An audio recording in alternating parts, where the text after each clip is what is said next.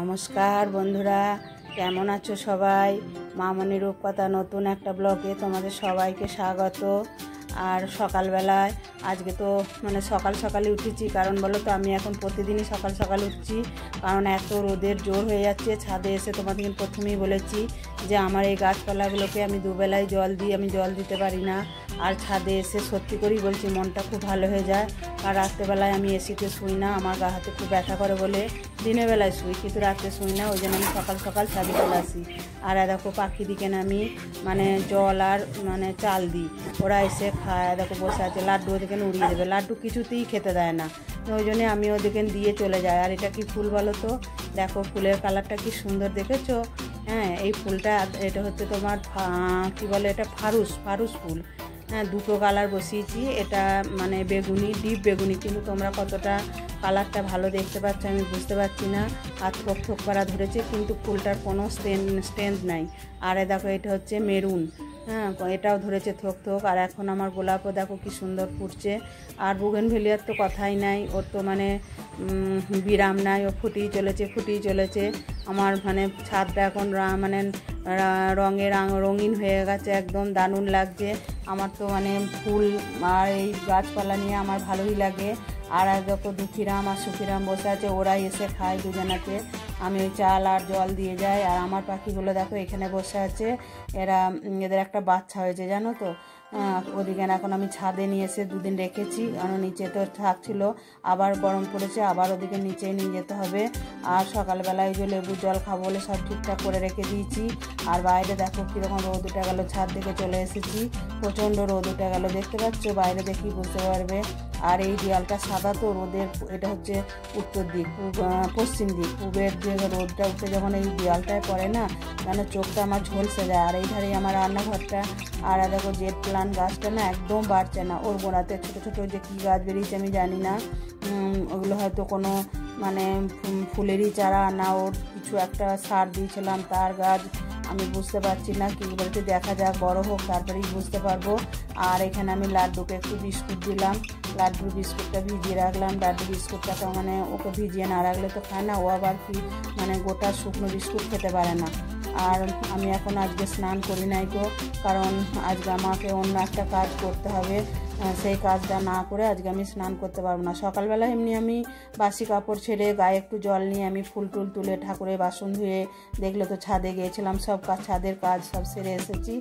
আর এইখানে একটু সবজিগুলো কেটে দিচ্ছি, আজকে বড় মেয়েই রান্না করবে, আমি রান্না করতে পারবো না। আমি ওকে বলে দিচ্ছি টুকটাক যেটা করতে হয় তুই করবি, আমি যে কাজটা করব সেটা তোমরা কিছুক্ষণের মধ্যেই দেখতে পাবে যে আমি কী কাজ করব, কারণ আমি আজকে রান্নার দিকে নেই। আর আমি তারপরে স্নান টান করে পুজো করবো, দিয়ে তারপরে টিফিন খাবো। আমি এখন টিফিনও খাবো না, কারণ খাওয়া দাওয়া করে আমি কিছু কাজ করতে পারি না। সকালবেলায় লেবুর জল, চা, বিস্কুট সব খেয়েছি।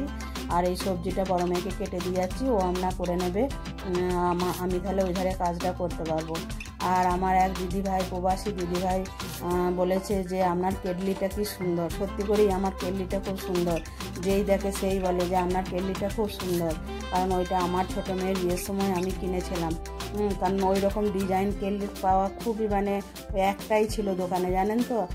দিয়ে আমি ওইটা আমার খুব গেয়েই পছন্দ হলো। আমি তো মনে মনেই করলাম তুমি যা দাম বলবে আমি তাতেই নিয়ে যাব, আমি দাম কমাবো না।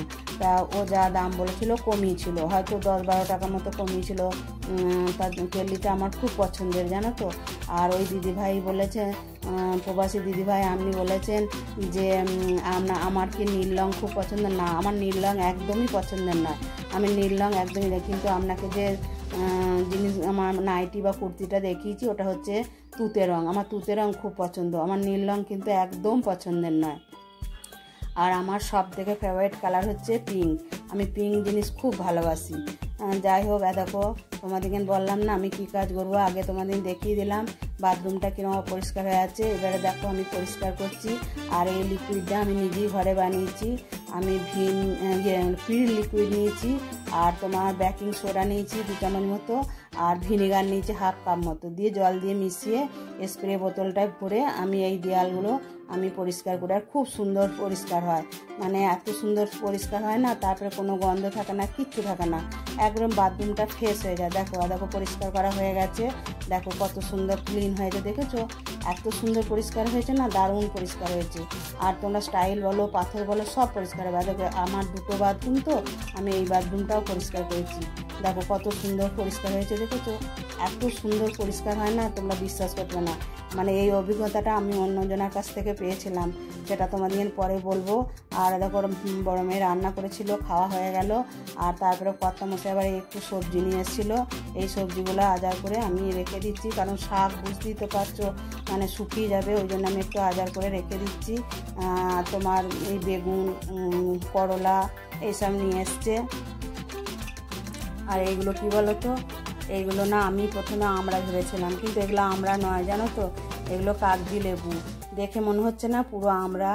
আর এইটা রিভাইড এনেছে, এটা আমি আমার হাজব্যান্ডের পাঞ্জাবিটা আমি যে দেওয়া হয়, তারপরে আমি শাড়িতেও একটু অল্প অল্প দিই, আমি বেশি মার তো পছন্দ করি না, আর শাড়ি তো পরাই নাই বলো। তারপরে সন্ধ্যাবেলায় আমি প্রতিদিন সন্ধ্যাবেলা এখন হাঁটতে যাই জানো তো, কিন্তু আজকে যাই নাই, যে ঘরেতে কী করবো, একটু চা করলাম আর অল্প দুটো পকোড়া করলাম, দিয়ে আমি এই চায়ের সঙ্গে পকোড়াটা খাবো। ঠিক আছে, আজকের মতো ভিডিওটা এখানেই শেষ করছি। তোমরা ভালো থাকবে, সুস্থ থাকবে, পরের দিনে নতুন একটা ব্লগ নিয়ে তোমাদের কাছে আসবো। Tata, bye bye. আর আমার চা আর পকোড়া রেডি, দেখে নাও, অল্প করে চাটা করেছি, আমি বেশি চা এখন খাই না।